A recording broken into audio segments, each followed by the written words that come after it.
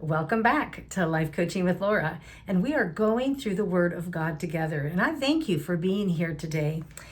Today we're going to be reading Proverbs 7 out of the translation called The Passion. Well, that might be a brand new one to you. It's relatively new, so let's dive into it together. Its title is Wisdom, Your True Love. Stick close to my instruction, my son, and follow all of my advice. If you do what I say, well, you're going to live well. Guard your life with my revelation truth, for my teaching is as precious as your very eyesight. Treasure my instructions and cherish them with your whole heart. Say to wisdom, I love you. And to understanding say, you're my sweetheart. May the two of you always protect me, and may we never be apart. For these two will keep you from the adulteress. With her smooth words, well, they were meant to seduce your heart. Looking out the window of my house one day, I noticed among the simple-minded crowd a simple, mindless, naive young man who was just about to go astray.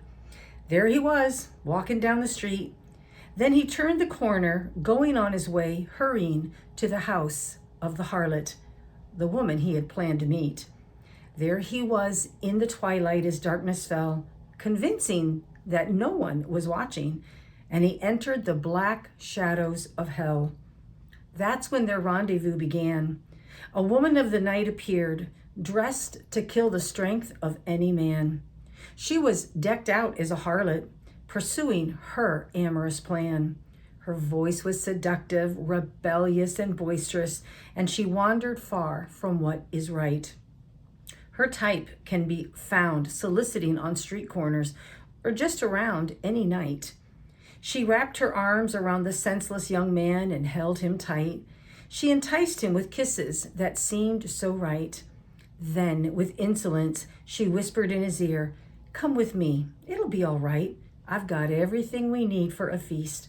I'll cook you a wonderful dinner. So here I am, I'm all yours.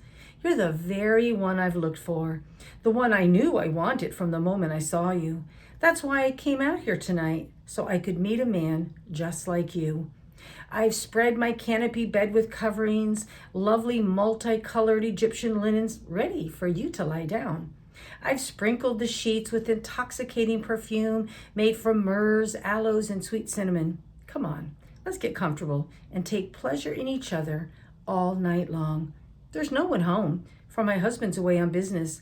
He left home loaded with money to spend, so don't worry. He won't be back until the end of the month." This simple-minded, foolish man was swayed by her sophistication, and he was enticed by her longing embrace. She led him down the wayward path, right into sin and disgrace. Quickly he went astray, with no clue where he was truly headed. He was taken like a dumb ox alongside the butcher. She is like a venomous snake coiled to strike, and she set her fangs right into him. He's like a man about to be executed with an arrow right through his heart, like a bird that flies into the net, unaware of what's about to happen. So listen to me, you young men. You'd better take the words of wisdom seriously. Control your sexual urges and guard your hearts against lust. Don't let your passions get out of hand, and don't lock your eyes onto a beautiful woman. Why would you want to even get close to temptation and seduction? Why would you even want to have an affair with her? For she has pierced the souls of multitudes of men. Many mighty ones have fallen and have been brought down by her. If you're looking for the road to hell, well, just keep on looking for her house. And that is the end of the reading of Proverbs 7 in the Passion Translation. And I have to tell you, as someone who has served as a chaplain, as a coach for many years, I can tell you that it's not just men that are stuck in this cycle of sexual sin. I have known countless women of all ages. I've known countless men of all ages and status to be caught in this sin.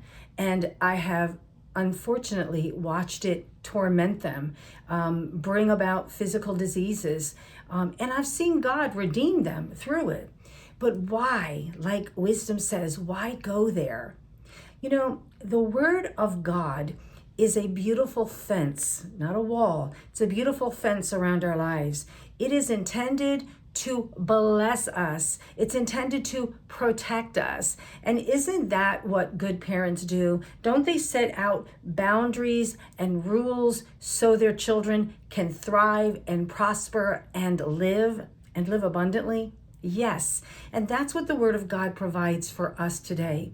So I encourage you, spend some time in the Word of God so that the Word of God can get into you. I want to say thank you for allowing me to share these words of life with you today. And I pray that every word which represents a seed will be multiplied 30, 60, and 100-fold in your soul. And as I always like to say, until I see you again, I wish you much peace and love.